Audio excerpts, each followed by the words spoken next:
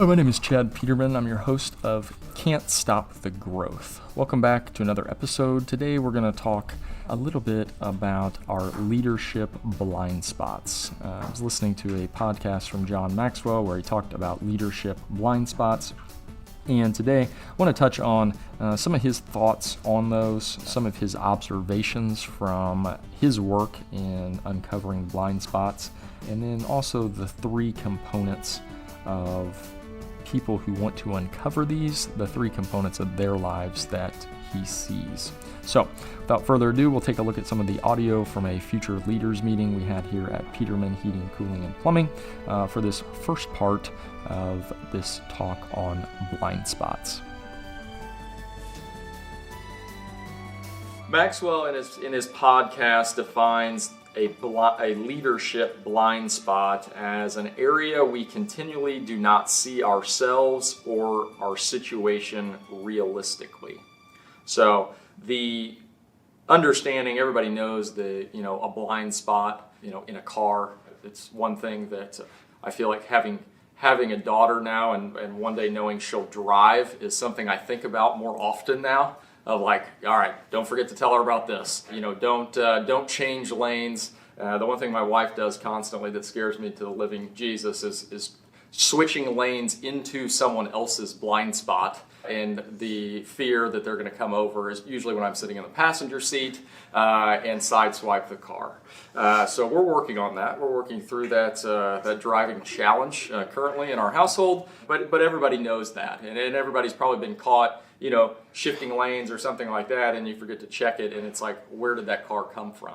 And I think the same thing can be said in leadership. Oftentimes we may find ourselves leading and wondering why things are going wrong, and oftentimes it is one of these blind spots that is probably the issue that we don't readily see, which is natural. Everyone has these.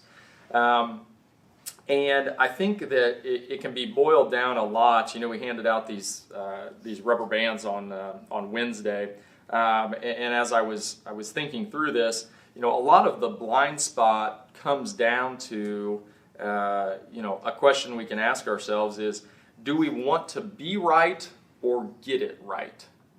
And I think oftentimes we exaggerate a blind spot or fail to see one because we want to be right rather than get it right.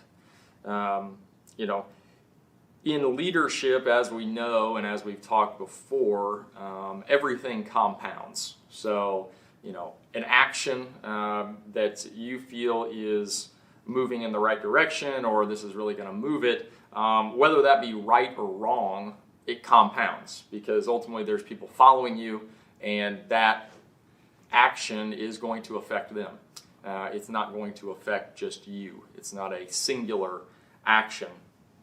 And sometimes we need to, and as we've been constantly working on when it comes to asking the right questions and getting those that are following to think, is we oftentimes have the responsibility to slow down, which is, to the car analogy, probably a good one. If you want to be cautious and avoid the blind spot in your car, slowing down and taking notice of your surroundings, potentially asking yourself questions. Hey, is it safe to, change lanes? What's that other car over there thinking? Being a defensive driver, is slowing down in leadership much the same? Is that looking out for others? How are they feeling? What may they do if I do this? And so, while I've used the car analogy, I think it's, as I talk through it, even more relevant to, when you think about a leader, you're driving the car, and there's other cars out there that you're trying to avoid and trying to get to a destination without getting anyone hurt.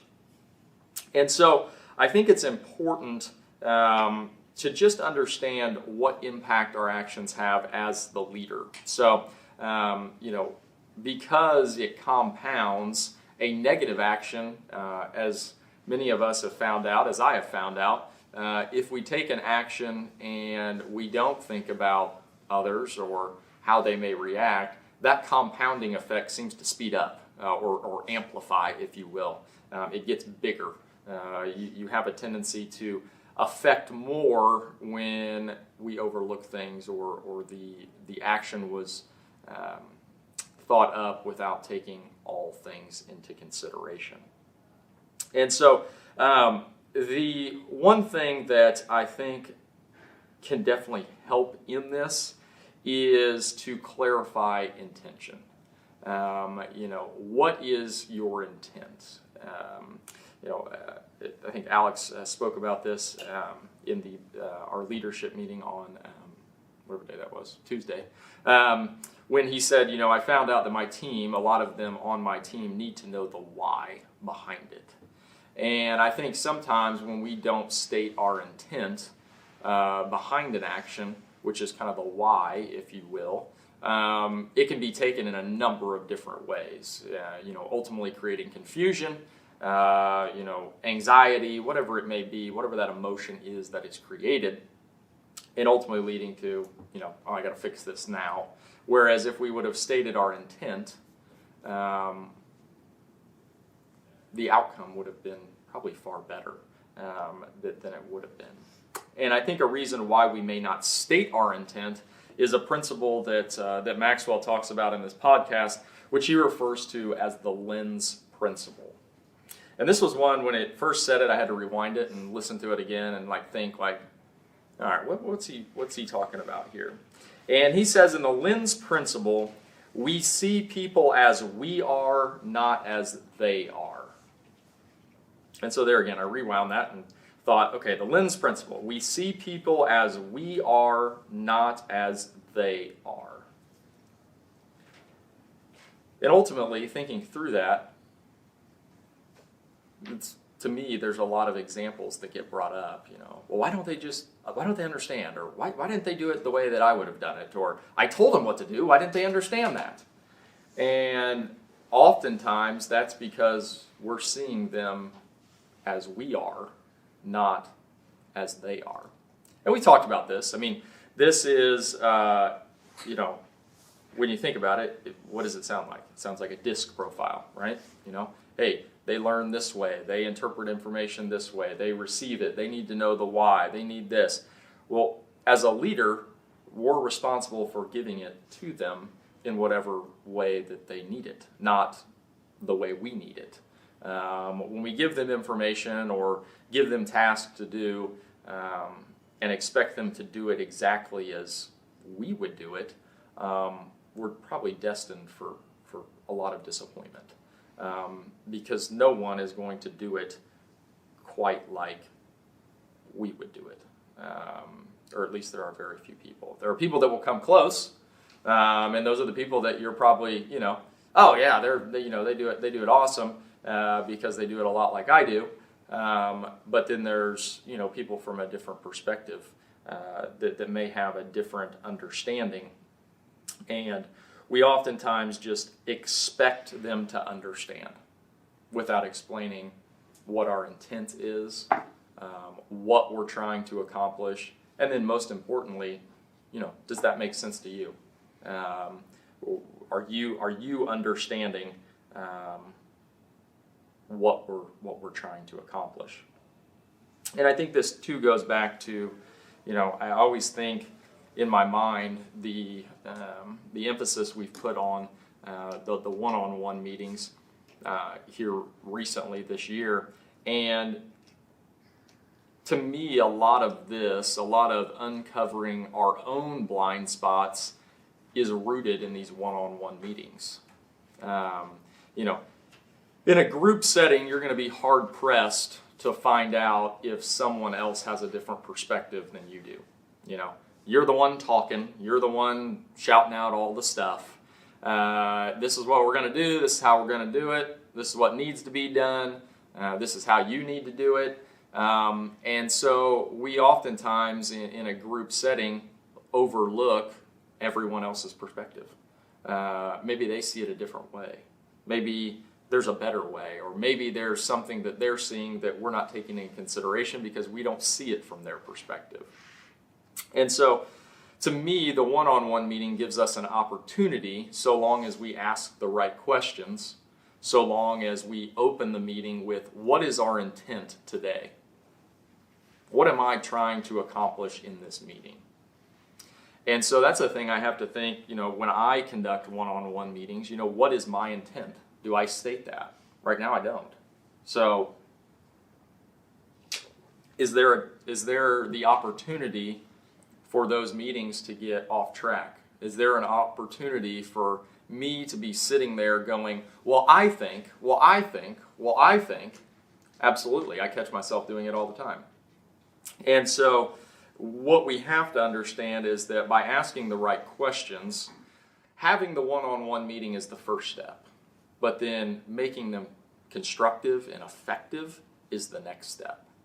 And to me, where I've found a lot of success, or I guess I should say not a lot of success, more success than I had prior, was planning out my questions, stating the intent. What do I want to accomplish? Okay, if I want to accomplish this, what do I need to find out about this person and their perspective to get to a resolution? What do those questions look like?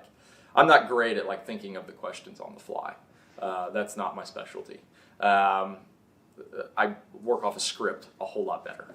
And so I've really worked to, okay, if this is the intent, what are my questions? What do I need to find out about where this person is coming from?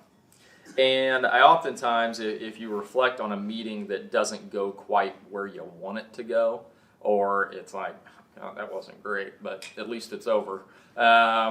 What questions didn't I ask? What didn't they understand? What didn't I understand? What were they saying that I wasn't hearing? Because I was so concerned about getting my point across, getting my point of view through them. And I think the important thing is that we all have to understand that blind spots, we can't see them. We operate the way we operate. We don't operate like anybody else, which is perfectly fine. But questions and taking the time to slow down allows us to take a step back and understand that different perspectives are all right. Different ways of doing things are perfectly fine. And how can we collaborate to create the best outcome? He talks about, after he talks about the lens principle in here, he talks about 3 observations that he sees from kind of this blind spot conversation. One observation is the fact that he says, we see ourselves by our intentions, but others by their actions. And that was another one I had to kind of rewind. Okay, hold on there, buddy. Let me slow it down for the normal people here. And we see ourselves by our intentions, but others by their actions. Someone said this not too long ago, but I think we were talking about the fact that the one-on-one meetings and just growing in general has added a lot to everyone's schedule, and being able to manage that is sometimes difficult, and I wholeheartedly agree.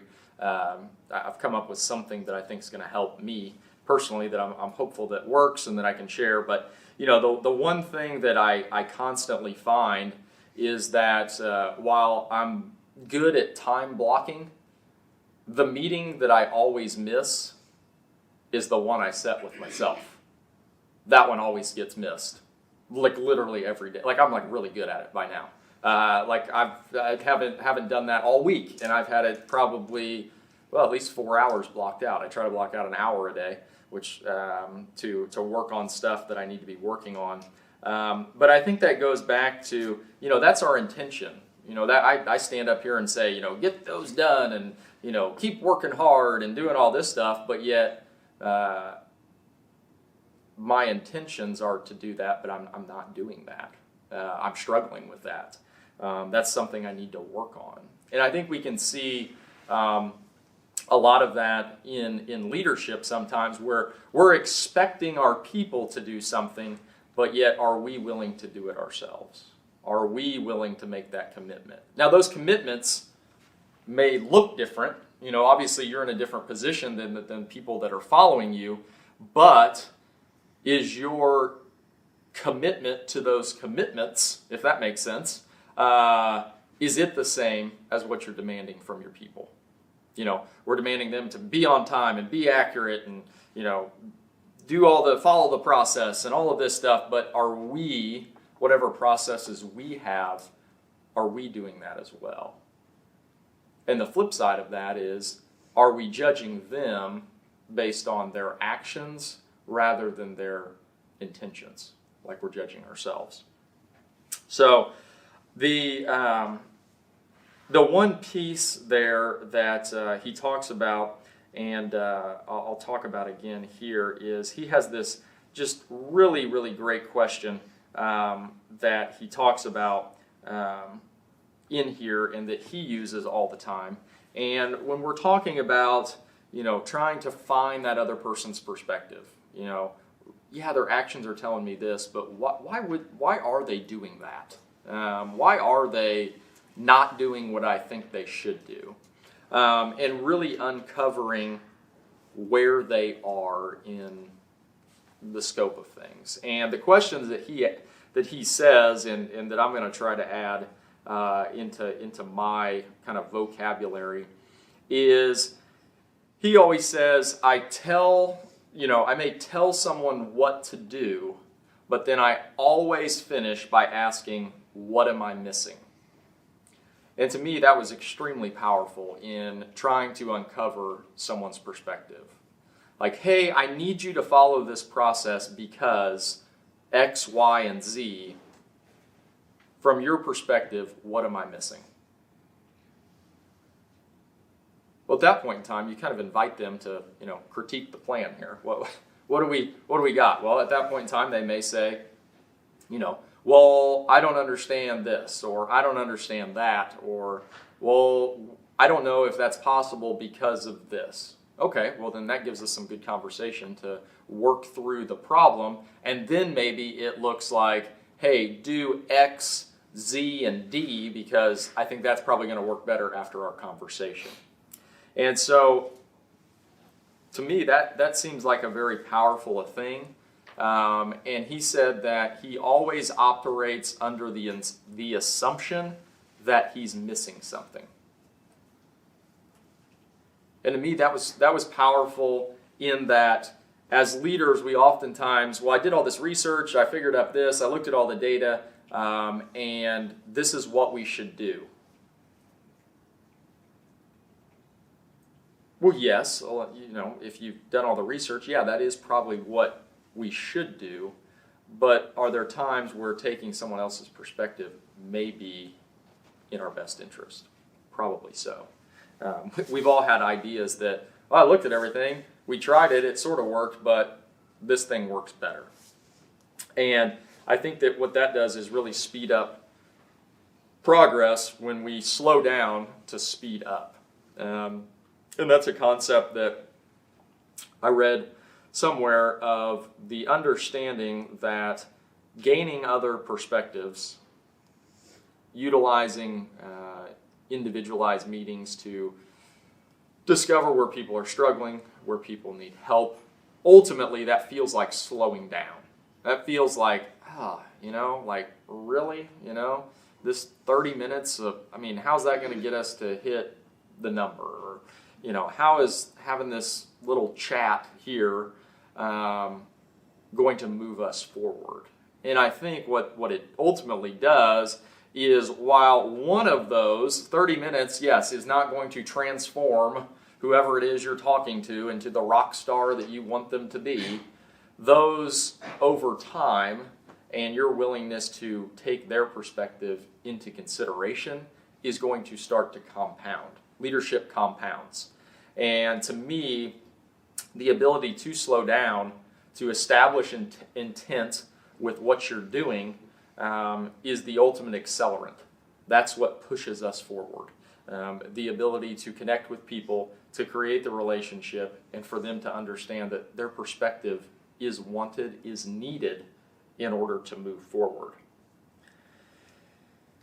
The second observation that he has is we view ourselves within context and others without. Again, much like the first observation, viewing someone's actions, we oftentimes take those out of context and, why in the hell would he do that? That just seems silly. Well, do we really know what else was contributing to that? I often think of some of the tough conversations that we've had over the years where, a really candid conversation of, hey, what's going on? You good? And oftentimes it may be something at home that, hey, I got going through some tough stuff, or hey, this isn't good, and yet we want to jump on the actions. Well, do we take the time to gain the perspective where, crap, if I was going through that, I'd be in about the same place. That really stinks. That's not good. And so being able to really connect with others' actions, with their thoughts, with their willingness to do something to context, well, the only way we're going to gain that is by having a conversation and working to understand that.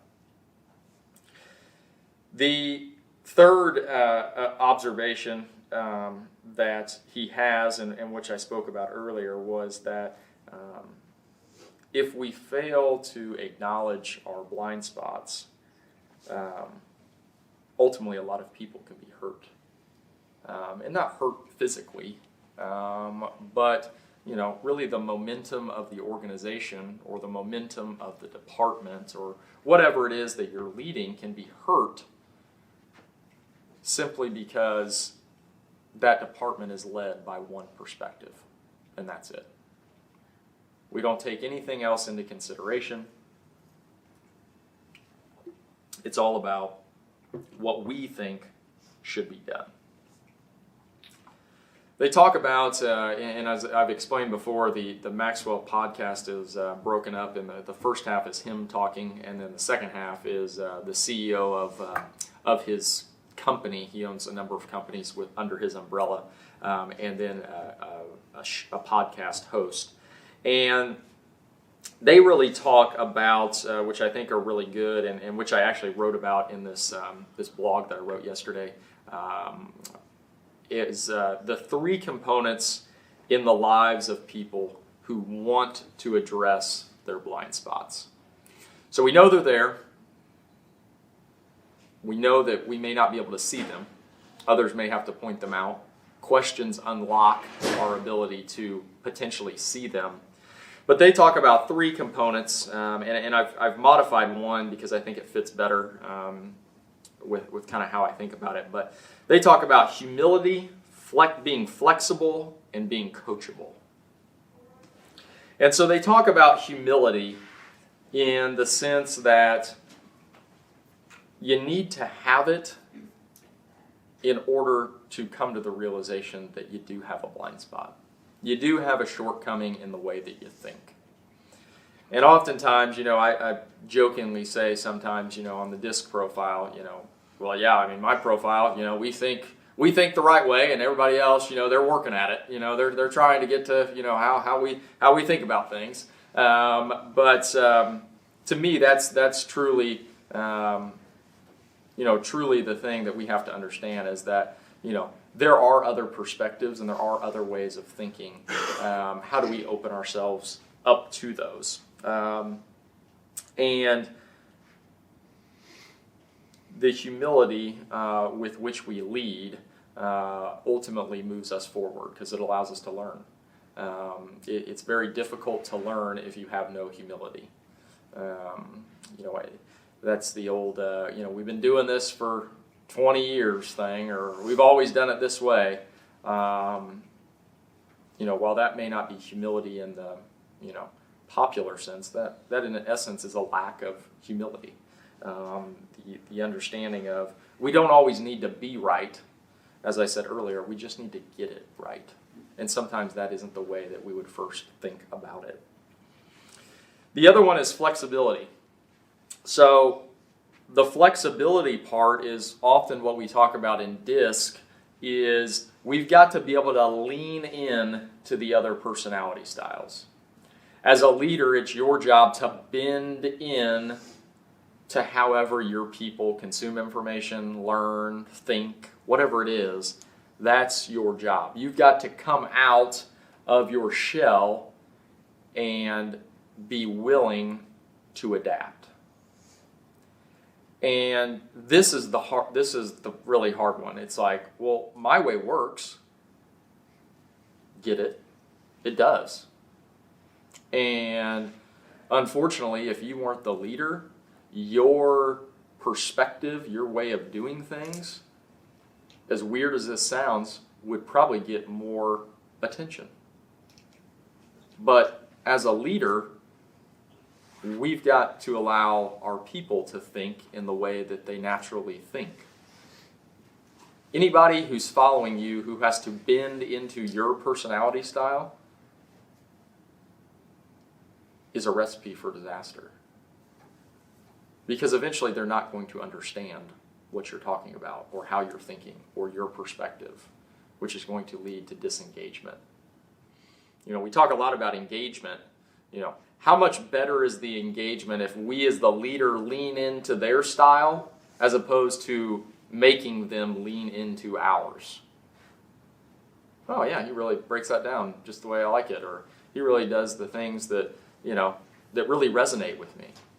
What's that look like compared to, well, I told you guys to do it this way. I don't understand why you can't do it this way. Figure it out. Follow it. And so being flexible is, I think, key. They call it teachable, which I think is very, very much the same thing. And then coachable. So with relation to this gathering here this morning, it's very easy to take in the information. It's very easy to, yeah, it's a good idea.